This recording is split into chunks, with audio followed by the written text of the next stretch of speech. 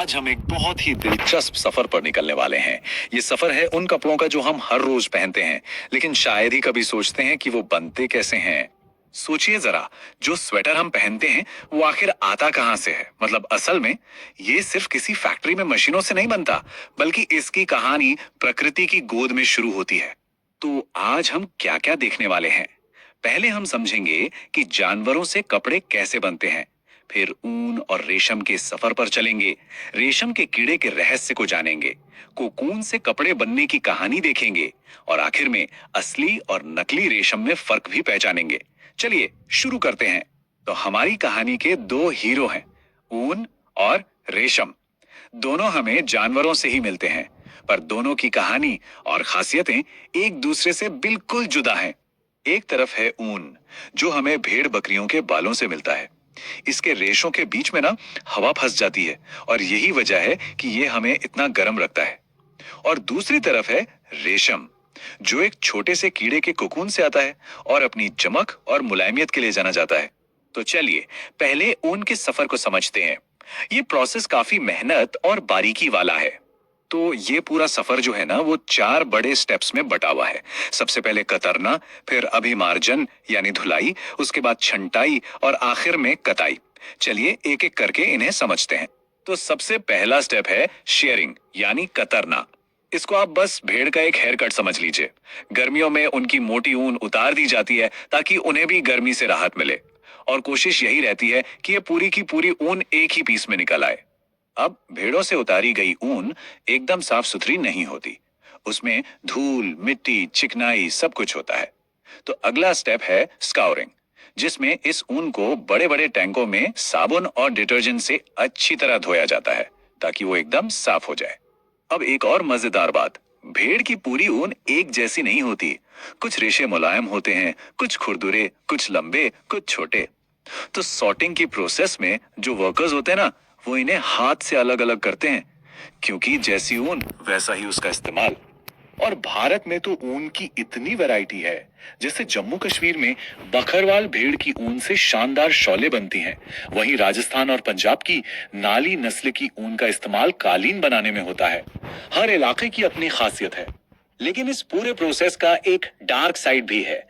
जो लोग छटाई का काम करते हैं, उन्हें कभी कभी सॉर्टर्स डिजीज नाम की एक बीमारी का खतरा रहता है।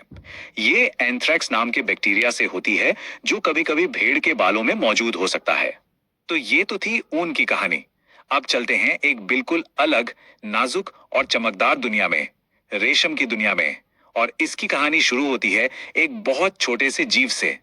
रेशम पाने के लिए रेशम के कीड़ों को पालने की जो पूरी कला और विज्ञान है, उसे सेरिकल्चर या रेशम कीट पालन कहते हैं। रेशम के कीड़े का लाइफ साइकिल वाकई कमाल का है। देखिए, सब शुरू होता है जब एक फीमेल सिल्क मॉथ सैकड़ों अंडे देती है। करीब 10 दिन बाद इन अंडों से निकलते हैं लार्वा, जिन्हें हम कैटरपिलर भी कहते हैं। और फिर शुरू होता है खाने का दौर। ये लार्वा लगभग 25 से 30 दिन तक सिर्फ और सिर्फ शहतूत की पत्तियां खाते हैं। और फिर अपने चारों तरफ एक सुरक्षा कवच बुनते हैं, जिसे हम कहते हैं कोकून। और यही कोकून बना होता है एक ही लंबे रेशम के धागे से। तो जब कोकून तैयार हो जाता है, तो उससे वो चमकदार रेशमी कपड़ा कैसे बनता है, चलिए देखते हैं। सबसे पहले सारे कोकून को इकट्ठा किया जाता है। फिर उन्हें उबलते हुए पानी में डाल दिया जाता है। इससे कोकून को चिपकाने वाला गोंद ढीला पड़ जाता है और रेशम का धागा आसानी से निकलने लगता है। इस धागे को निकालने को रीलिंग कहते हैं।